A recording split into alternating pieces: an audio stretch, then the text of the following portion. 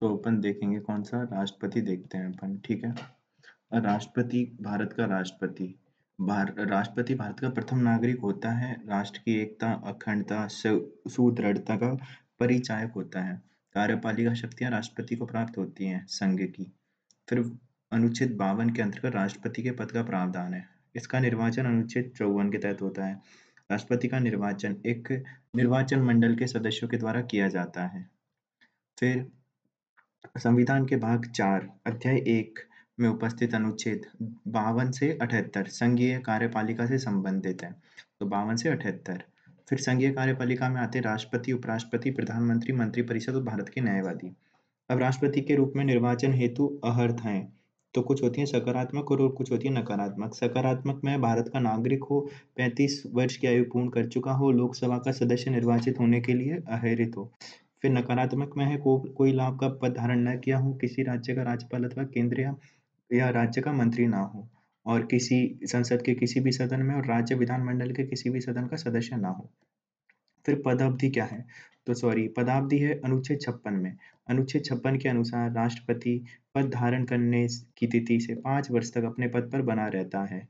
ठीक है। इसके अनुसार अनुच्छेद अनुच्छेद 58 के अनुसार एक या अधिक बार निर्वाचित हो सकता है।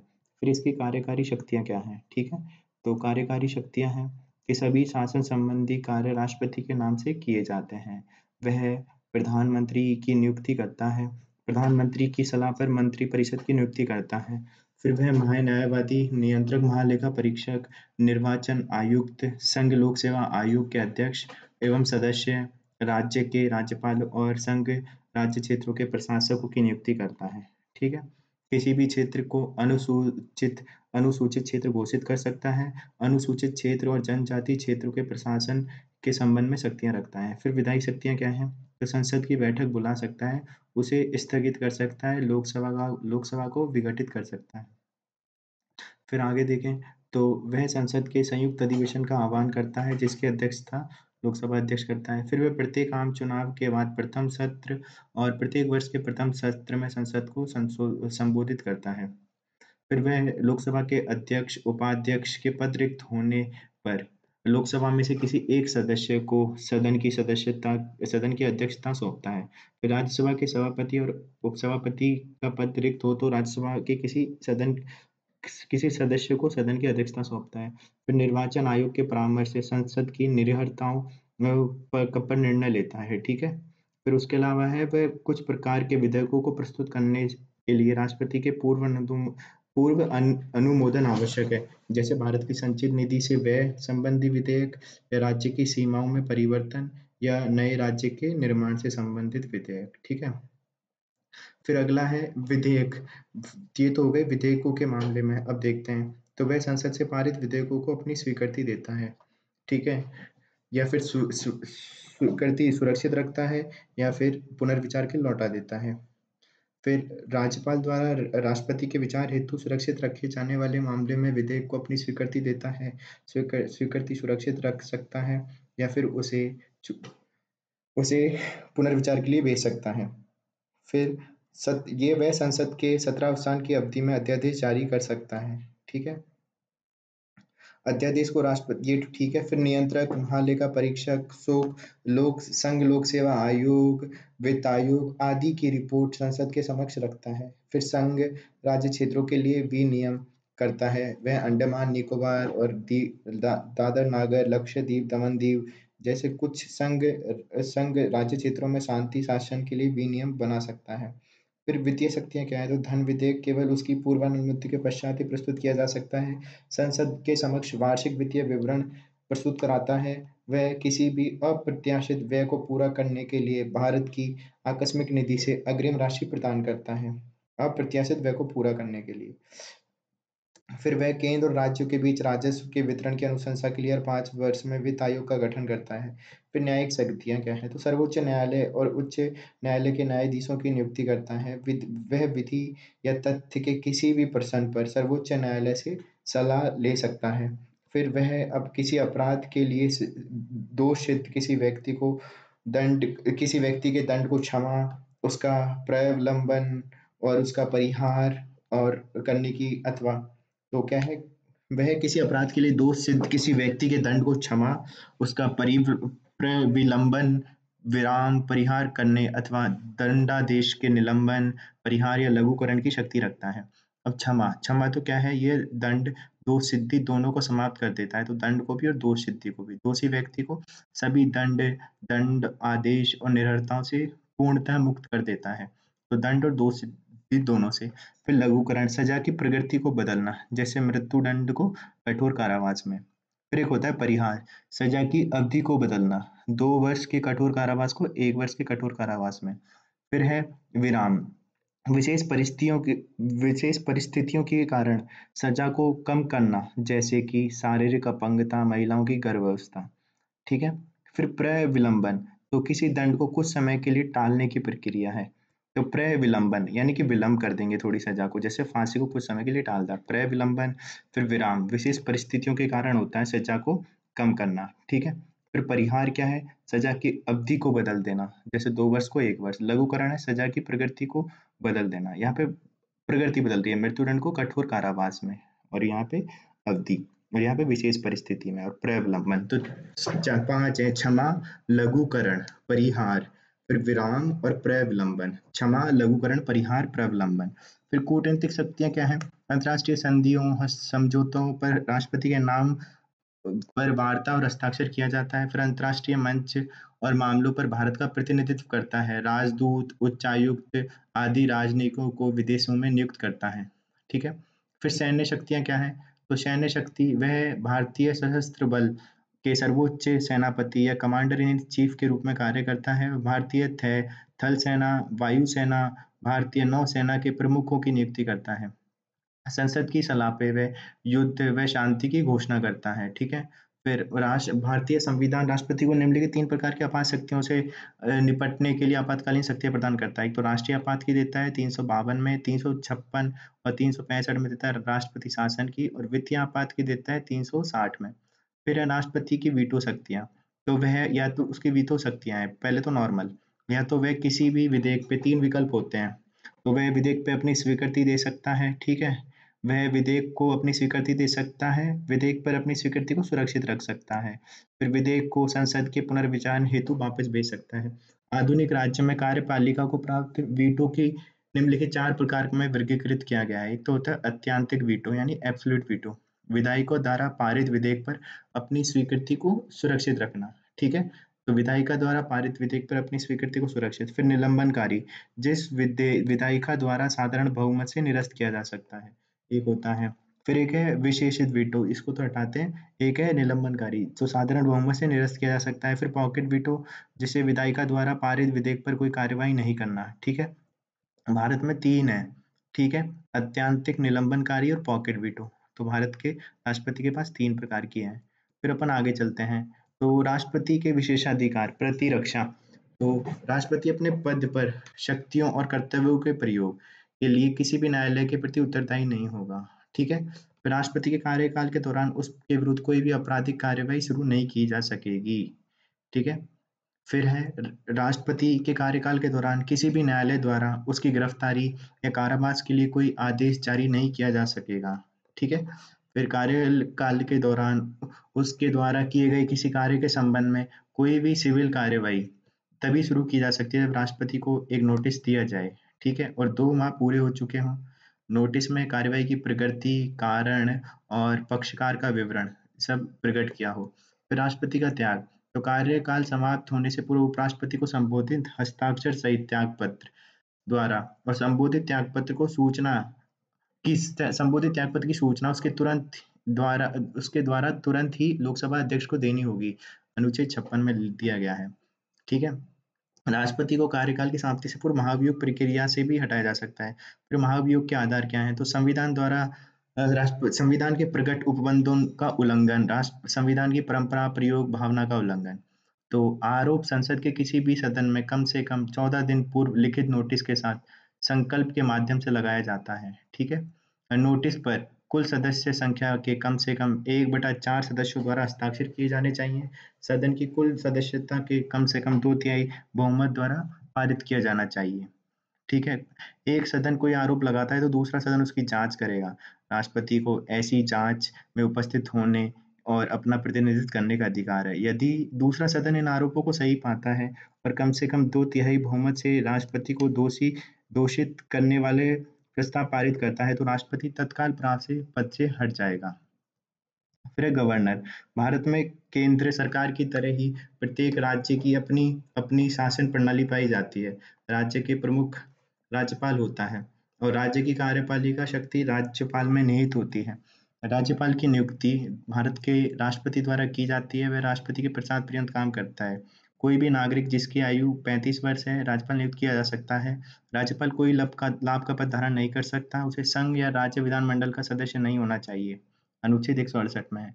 भारत में 2 प्रकार के प्रशासक होते हैं, राज्यों के लिए राज्यपाल और केंद्र शासित प्रदेशों के या राष्ट्र राजधानी दिल्ली के लिए उप राज्यपाल या प्रशासक। ठीक है? आमतौर पर प्रत्येक राज्य के लिए एक राज्यपाल होता है, लेकिन 1956 के 7वें संविधान संशोधन अधिनियम के बाद से एक व्यक्ति 2 या 2 से अधिक राज्यों के लिए राज्यपाल नियुक्त किया जा सकता है। राज्यपाल के कार्य तो राज्यपाल का कार्यकाल पद ग्रहण करने की तिथि से 5 वर्ष की अवधि तक पद पर बना रहता है। हालांकि 5 वर्ष की पदावधि राष्ट्रपति के प्रसाद पर्यंत है। ठीक है? फिर इसके अलावा वह किसी भी समय राष्ट्रपति को संबोधित त्याग पद से अपना पद छोड़ सकता है और सर्वोच्च न्यायालय ने निर्णय दिया कि राष्ट्रपति के प्रसाद पर्यंत होने की शर्त को न्यायालय के समक्ष चुनौती नहीं दी जा सकती। राज्यपाल को कार्यकाल की सुरक्षा प्राप्त नहीं है और ना ही उसका कार्यकाल निश्चित है। ठीक है? राज्यपाल की शक्तियाँ और कार्य तो राज्यपाल के पास भारत के राष्ट्रपति के समान ही कार्यकारी, विधायी, वित्तीय, न्यायिक शक्तियाँ होती है। ठीक है? पर इसके पास कोई राष्ट्रपति की तरह कूटनीतिक, सैन्य, आपातकालीन शक्तियाँ नहीं हैं। राज्यपाल की कार्यकारी शक्तियाँ तो कार्यकारी शक्तियाँ वे शक्तियाँ हैं जिनका प्रयोग राज्यपाल मंत्रिपरिषद की सलाह पे करता है। यहाँ मंत्रिपरिषद ही वास्तविक कार्यकारी है। अनुच्छेद 166 के तहत राज्यपाल के नाम पर अपनी शक्तियों का प्रयोग करता है। फिर अनुच्छेद 164 के तहत राज्यपाल मुख्यमंत्री और मुख्यमंत्री की सलाह पर निम्नलिखित राज्य अधिकारियों की नियुक्त कर सकता है, जैसे कि राज्य का महाधिवक्ता, राज्य निर्वाचन आयुक्त, लोकायुक्त, उप लोकायुक्त, राज्य लोक सेवा आयोग, मानवाधिकार आयोग के अध्यक्ष सदस्य, राजनाथ सूचना आयोग के अध्यक्ष और सदस्य हैं। ठीक है? वह राष्ट्रपति से किसी राज्य में संवैधानिक आपातकाल लगाने की अनुशंसा कर सकता है। ठीक है? तो ये हो गई इसकी कार्यकारी शक्तियाँ। फिर विधायी शक्तियाँ, राज्यपाल राज्य विधानसभा को सत्र आहूत, सत्र अवसान कर सकता है, राज्य विधानसभा को विघटित कर सकता है। विधान मंडल के प्रत्येक चुनाव बाद के प्रथम सत्र को और प्रतिवर्ष के पहले सत्र को संबोधित कर सकता है। अध्यक्ष सभापति की अनुपस्थिति में कार्यवाही की अध्यक्षता के लिए राज्य विधानसभा और विधान परिषद के किसी सदस्य को नियुक्त कर सकता है। विभिन्न सदस्यों में विशेषज्ञता और अनुभव रखने वाले व्यक्तियों में से राज्य विधानसभा परिषद के 1/6 सदस्यों को और राज्य विधानसभा में एंग्लो इंडियन समुदाय में से एक सदस्य को नामित कर सकता है। ठीक है? फिर निर्वाचन आयोग के परामर्श से राज्य विधानमंडल सदस्यों की अयोग्यता पर निर्णय लेता है, विधेयकों को स्वीकृति दे सकता है, सुरक्षित रख सकता है, विधेयकों को पुनर्विचार के लिए भेज सकता है या फिर निर्दिष्ट परिस्थितियों में राष्ट्रपति के विचार के लिए विधेयकों को आरक्षित कर सकता है। जब राज्य विधानमंडल का सत्र नहीं चल रहा तो अध्यादेश जारी कर सकता है। फिर वित्तीय शक्तियाँ क्या हैं? तो यह सुनिश्चित करता है कि वार्षिक वित्तीय विवरण राज्यमंडल के समक्ष रखा जाए।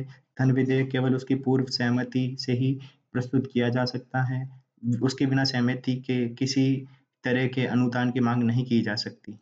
वह किसी भी अप्रत्याशित व्यय को पूरा करने के लिए राज्य की आकस्मिक निधि से अग्रिम धनराशि प्रदान कर सकता है। वह पंचायत, नगर पालिकाओं की वित्तीय स्थिति की समीक्षा के लिए हर 5 साल में वित्त आयोग का गठन करता है। फिर न्यायिक शक्तियाँ, वह ऐसे किसी विषय संबंधी जिस विषय पर राज्य की कार्यपालिका का विस्तार है, किसी विधि के विरुद्ध किसी अपराध के लिए दोष सिद्ध व्यक्ति के दंड को क्षमा, प्रविलंब, विराम, परिहार करने अथवा दंडादेश को निलंबन, परिहार, लघुकरण की शक्ति रखता है। फिर राज्य उच्च न्यायालय के न्यायाधीशों की नियुक्ति करते समय राष्ट्रपति राज्यपाल से परामर्श लेता है। वह राज्य उच्च न्यायालय के परामर्श से जिला न्यायाधीशों की नियुक्ति करता है, स्थानांतरण करता है और पदोन्नति करता है। तो जिला न्यायाधीशों की नियुक्ति, हस्तांतरण और पदोन्नति। फिर वह राज्य उच्च न्यायालय और राज्य लोक सेवा आयोग के परामर्श से राज्य की न्यायिक सेवा यानी जिला न्यायाधीशों के अलावा व्यक्तियों की नियुक्ति भी करता है। ठीक है? तो ये है। फिर है साधारण विधेयकों के संबंध में राज्यपाल की वीटो शक्तियां। तो साधारण विधेयक पारित करने के संबंध में राज्यपाल की शक्तियों को संविधान के अनुच्छेद 200 201 के द्वारा परिभाषित किया गया है। अनुच्छेद के अनुसार जब विधानमंडल द्वारा राज्यपाल के समक्ष कोई विधेयक प्रस्तुत किया जाता है तो उसके पास निम्नलिखित विकल्प होते हैं। वह विधेयक पर सहमति दे सकता है, विधेयक को अस्वीकृत कर सकता है, या फिर वह विधेयक को राज्य विधानमंडल को एक संदेश के साथ वापस भेज सकता है। ठीक है। कुछ फिर अगला है, एक विधेयक को राज्य विधानमंडल द्वारा संशोधनों के साथ बिना संशोधनों के पुनः पारित कर दिया जाता है तो ठीक है, राज्यपाल भी उसे अपनी स्वीकृति के लिए नहीं रखता। वह विधेयक को राष्ट्रपति के विचारार्थ सुरक्षित रख सकता है। जो विधेयक पर अपनी सहमति दे सकता है, अपनी सहमति सुरक्षित रख सकता है, या फिर राज्यपाल को विधेयक को पुनर्विचार के लिए राज्यमंडल को वापस भेजने का निर्देश दे सकता है। यदि कोई विधेयक राज्य उच्च न्यायालय की स्थिति को खतरे में डालता है तो राज्यपाल द्वारा उस विधेयक को आरक्षित रखना अनिवार्य है। यदि विधेयक संविधान के प्रावधान, ठीक है, राज्य के नीति निर्देशक तत्व, देश के व्यापक हित, गंभीर राष्ट्रीय महत्व के विरुद्ध हैं, अथवा अनुच्छेद 311 के तहत संपत्ति के अनिवार्य अधिग्रहण से संबंधित है, तो यह स्वीकृति के लिए राज्यपाल के विवेकाधीन है। ठीक है। फिर विभिन्न समितियों और सर्वोच्च न्यायालय द्वारा सुझाए गए संवैधानिक सुधार। सरकारी आयोग ने क्या बोला है? राज्यपाल की नियुक्ति राष्ट्रपति द्वारा संबंधित राज्य के मुख्यमंत्री के परामर्शवत की जानी चाहिए। राज्यपाल को सार्वजनिक जीवन में किसी क्षेत्र में प्रतिष्ठित व्यक्ति होना चाहिए, राज्य से संबंधित नहीं होना चाहिए। ठीक है। असाधारण व अपरिहार्य स्थितियों को छोड़कर राज्यपाल को कार्यकाल पूरा होने से पहले नहीं हटाना चाहिए। तो राज्यपाल को केंद्र और राज्य के बीच सेतु के रूप में कार्य करना चाहिए, ना कि केंद्र के एजेंट के रूप में। राज्यपाल को अपनी विवेकाधीन शक्तियों को संयमित और विवेकपूर्ण ढंग से प्रयोग करना चाहिए। लोकतांत्रिक प्रक्रिया को कमजोर करने के लिए नहीं किया जाना चाहिए। ठीक है। फिर वेंकटचलिया आया। वेंकटचलिया कहता है राज्यपालों की नियुक्ति एक समिति को सौंपी जानी चाहिए जिसमें प्रधानमंत्री, गृह मंत्री, लोकसभा अध्यक्ष और संबंधित राज्य का मुख्यमंत्री शामिल हो। राज्यपाल को अपना 5 साल का कार्यवर्ष पूरा करने का अवसर दिया जाना चाहिए जब तक कि वे स्वयं त्याग पत्र सौंप दें। ठीक है। फिर केंद्र सरकार को राज्यपाल को हटाने के लिए कोई भी कार्यवाही करने से पहले मुख्यमंत्री से परामर्श करना चाहिए। राज्यपाल को राज्य के दैनिक प्रशासन में हस्तक्षेप नहीं करना चाहिए। राज्य सरकार के मित्र, दार्शनिक, मार्गदर्शक के रूप में कार्य करना चाहिए। ठीक है।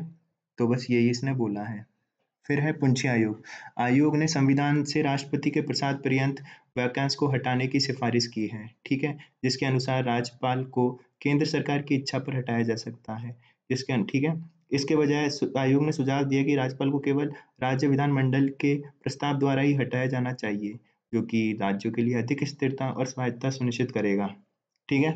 फिर बीपी सिंघल बना भारत संघ में। सर्वोच्च न्यायालय ने इस मामले में निर्णय दिया कि राष्ट्रपति किसी भी समय और बिना कोई कारण बताए राज्यपाल को हटा सकता है। ऐसा इसलिए क्योंकि राज्यपाल भारत के संविधान अनुच्छेद 156 के तहत राष्ट्रपति के पर्याप्त प्रसन्न बना रहता है। हालांकि न्यायालय ने आदेश दिया है कि पद से उसका निष्कासन मनमाना और मनमौजी या अनुचित कारणों के आधार पर नहीं होना चाहिए। बीपी सिंघल बनाम भारत संघ में बोला है कि उसको कभी भी हटा सकता है। तो बस यही है। फिर भारत में राज्यपाल के पद से संबंधित मुद्दे क्या हैं? तो आधारित नियुक्ति, संबंधिता आधारित नियुक्ति। ठीक है। फिर केंद्र के प्रतिनिधि से केंद्र के एजेंट के रूप की ओर। फिर विवेकाधीन शक्तियों का दुरुपयोग, राज्यपालों को हटाना। फिर संवैधानिक सांविधिक भूमिका के बीच कोई स्पष्ट अंतर नहीं है। फिर सांविधिक खामियां हैं। अब आगे की राह क्या है? तो न्यायिक हस्तक्षेप। ठीक है। फिर वर्तमान नियुक्ति और निष्कासन प्रक्रिया में सुधार, राज्यपाल को राष्ट्रपति जैसा दर्जा प्रदान करना, राज्यपाल को एक निर्वाचित प्रतिनिधि बनाना, महाभियोग योग्य बनाना। ठीक है। तो ये सब हो गए हैं।